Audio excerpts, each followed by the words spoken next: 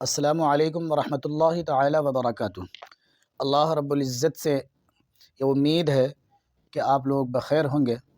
آج ہمارا سبق ہے تختی نمبر 8۔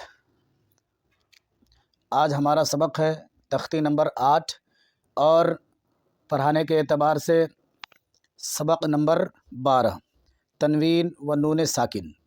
کل ہم لوگ پڑھے تھے تنوین کا قاعدہ پڑھے تھے، یہ جانے تھے کہ تنوین کس کو کہتے ہیں۔ دو زبر دو زیر دو پیش کو تنوین کہتے ہیں۔ و نون ساکن یعنی وہ نون جس پر جزم ہو اس کو نون ساکن کہتے ہیں۔ نیچے لکھا ہوا ہے جس نون پر جزم ہو سکون، جزم کو سکون بھی کہتے ہیں، اس کو نون ساکن کہتے ہیں۔ جس نون پر جزم ہو اس کو نون ساکن کہتے ہیں۔ تنوین اور نون ساکن کی آواز یکساں ہوتی ہیں، جیسے با دو زبر بن، با نون زبر بن۔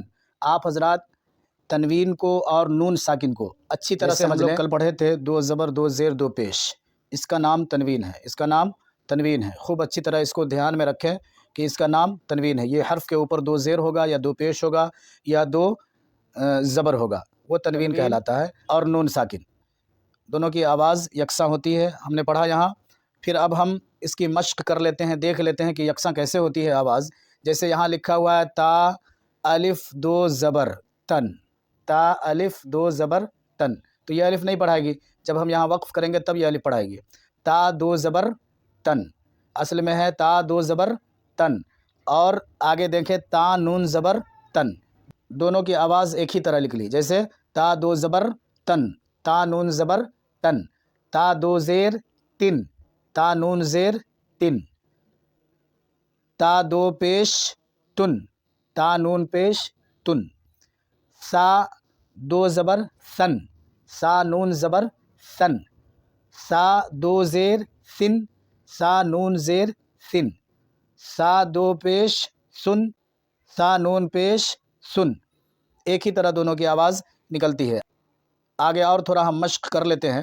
جیم دو زبر جن، جیم نون زبر جن، جیم دو زیر جن، جیم نون زیر جن، جیم دو پیش جن، جیم نون پیش جن، دال دو زبر دن، دال نون زبر دن، دال دو زیر دن، دال نون زیر دن، دال دو پیش دن، دال نون پیش دن۔ اب ہم مشق کرتے ہیں۔ مشق عین الف زبر آ، دال دو زبر دن، آ دن، آ دن۔ اور وقف کا قاعدہ اگر ادا کریں گے یہاں پر تو دا پڑھیں گے، آ دا، آ دا۔ سین واو زبر سو، حمزہ دو زیر ان، سو ان۔ یہاں وقف کا قاعدہ ادا کریں گے تو یہ دو زیر نہیں پڑھائے گا بلکہ جزم اوپر میں پڑھائے گا، سو پڑھائے گا، سو۔ بہرحال انشاءاللہ آگے ہم وقف کا قاعدہ پڑھیں گے، باضابطہ اس کا ایک سبق ہوگا۔ ایسے ہم مشق کر لیتے ہیں۔ قریب قریب، فمن فمن فمن، عظیم عظیم، کن مرض رسول، شیئا شیئا، غشاوۃ غشاوۃ، غاسق غاسق، ہدن ہدن۔ اب یہاں دیکھیں، یہاں نون ساکن ہے، یہاں تنوین ہے، یہاں تنوین ہے، یہاں نون ساکن ہے، یہاں تنوین ہے، یہاں تنوین ہے۔ تنوین کی آواز جیسی نون ساکن کی آواز ہوتی ہے ویسے ہی ہوتی ہے، دونوں کی آواز سیم ہوتی ہے اور دونوں کا قاعدہ ایک ہی ہے۔ اس بات کو دھیان رکھیں کہ دونوں کا قاعدہ ایک ہی ہے۔ انشاءاللہ تعالی آگے ہم تنوین و نون ساکن کا قاعدہ پڑھیں گے۔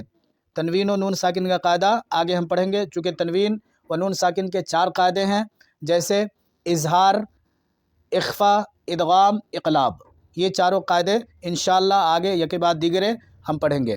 اچھی طرح اس کو دھیان میں رکھیں اور آگے جو سبق آئے اس میں دھیان دیں۔